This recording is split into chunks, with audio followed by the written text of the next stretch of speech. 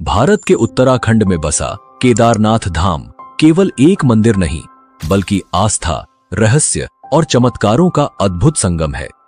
हिमालय की ऊंचाइयों में 12 ज्योतिर्लिंगों में से एक यह पवित्र स्थल सदियों से भक्तों को अपनी ओर खींचता आया है। पर क्या आप जानते हैं कि इस मंदिर के हर पत्थर के पीछे छिपी हैं अनगिनत कहानियां, जो केवल आस्था ही नहीं बल्कि चमत्कारों और विज्ञान से भी जुड़ी हैं। 16 जून 2013 की वह काली रात, जब प्रकृति ने अपना तांडव दिखाया और उत्तराखंड के केदारनाथ में हर ओर विनाश कर दिया। लेकिन इसी विनाश के बीच एक ऐसा चमत्कार घटा जिसने लोगों की आस्था को और भी गहरा कर दिया। आइए हम आपको उस समय की भयावहता और चमत्कार के बारे में बताते हैं जिसने केदारनाथ मंदिर को बचाया था। उस रात केदारनाथ में बाढ़ का पानी मंदाकिनी नदी से उफनता हुआ आ रहा था। भारी बारिश और चौराबारी ग्लेशियर के पिघलने से स्थिति और भी भयावह हो गई। पानी, पत्थर और मलबा शहर को अपनी चपेट में लेता जा रहा था।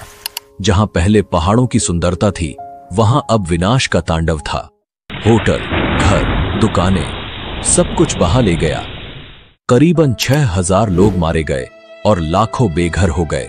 लेकिन एक बात साफ थी, यह आपदा केदारनाथ मंदिर की ओर बढ़ रही थी। क्या यह भगवान शिव के पवित्र धाम को तबाह करने वाली थी? जैसे ही पानी मंदिर की ओर बढ़ा, अचानक एक विशाल शिला, जिसे अब भीमशिला कहा जाता है, पानी के बहाव के साथ बहती हुई मंदिर के पीछे आकर रुक गई। वह पत्थर मंदिर के करीब 50 फीट पीछे रुक गया और बाढ़ के पानी को 2 हिस्सों में बांट दिया। उस क्षण मानो भगवान शिव की स्वयं कृपा ने मंदिर को तबाही से बचा लिया। बाढ़ का सारा पानी भीमशिला से टकराकर मंदिर के दोनों ओर से बह गया। आसपास के सभी ढांचे बह गए, लेकिन मंदिर, शिव का यह पवित्र धाम, चमत्कारिक रूप से सुरक्षित बचा रहा। यह सिर्फ एक घटना नहीं थी, यह शिव के प्रति भक्तों की आस्था का जीवंत प्रमाण बन गया। इस विशाल शिला को स्थानीय लोगों ने भीमशिला का नाम दिया। महाभारत के वीर योद्धा भीम के नाम पर रखी गई यह शिला अब केदारनाथ धाम के चमत्कार की प्रतीक बन चुकी है। इसका नाम भीमशिला ही क्यों रखा गया और पांडव का केदारनाथ से क्या संबंध था, वो हम आगे बात करेंगे। लोगों का मानना है कि यह भगवान शिव की कृपा और महाभारत के भीम की शक्ति का प्रतीक है। आज भी भक्त इस शिला की पूजा करते हैं, इसे मंदिर के दर्शन का अभिन्न अंग मानते हैं। वैज्ञानिक भी इस घटना से हैरान रह गए। उनका मानना है कि यह पत्थर पहाड़ से खिसक कर बहता हुआ नीचे आ गया था। लेकिन यह कैसे संभव हुआ कि यह शिला मंदिर के ठीक पीछे आकर रुकी और पानी के बहाव को 2 हिस्सों में बांट दिया? शिला लगभग 20 से 25 फीट लंबी और 10 से 15 फीट चौड़ी थी।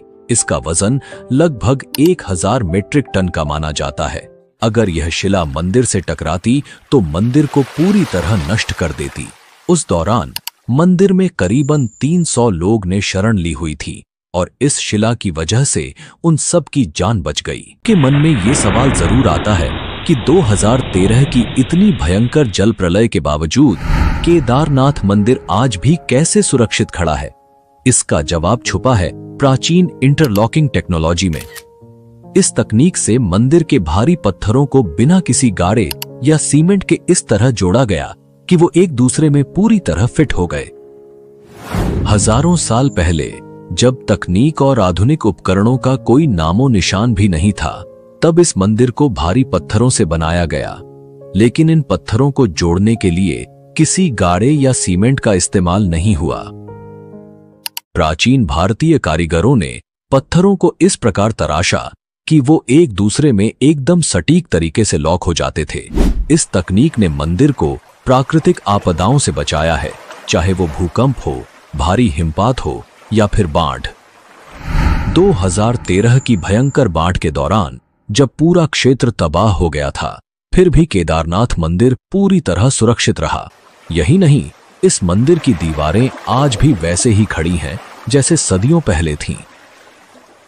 ये इंटरलॉकिंग तकनीक ही थी जिसने पत्थरों को इतना मजबूत बना दिया कि उन्हें कोई आपदा हिला नहीं सकी।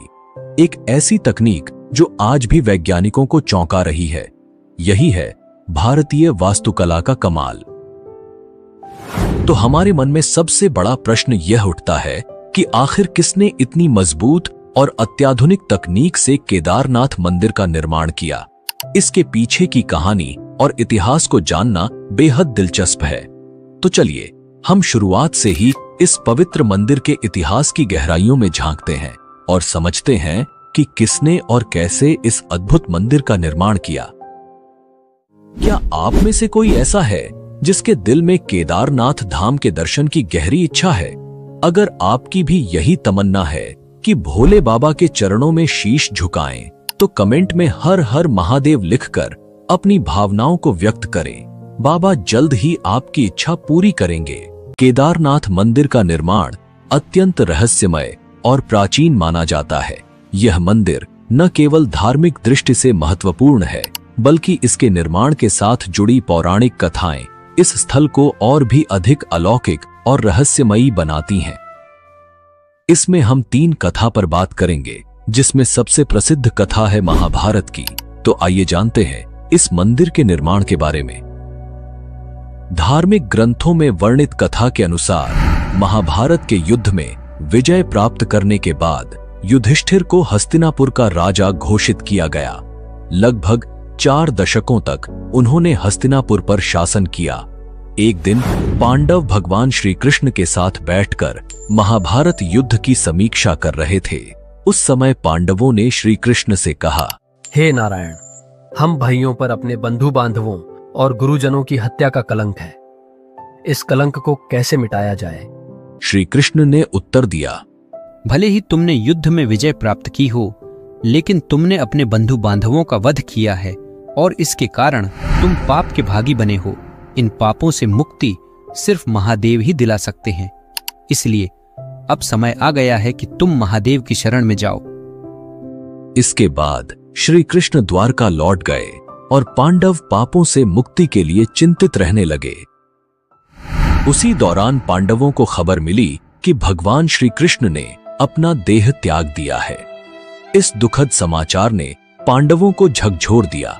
अब जब उनके सदा के सहायक कृष्ण भी नहीं रहे, पांडवों ने अपने राज्य परीक्षित को सौंप दिया और द्रौपदी सहित भगवान शिव की तलाश में निकल पड़े। सबसे पहले पांडव काशी पहुंचे, लेकिन वहां भोलेनाथ के दर्शन नहीं हुए। वे कई अन्य स्थानों पर भी गए, परंतु जहां भी पांडव पहुंचते, शिव जी वहां से चले जाते। इस खोज में वे एक दिन हिमालय तक आ पहुंचे।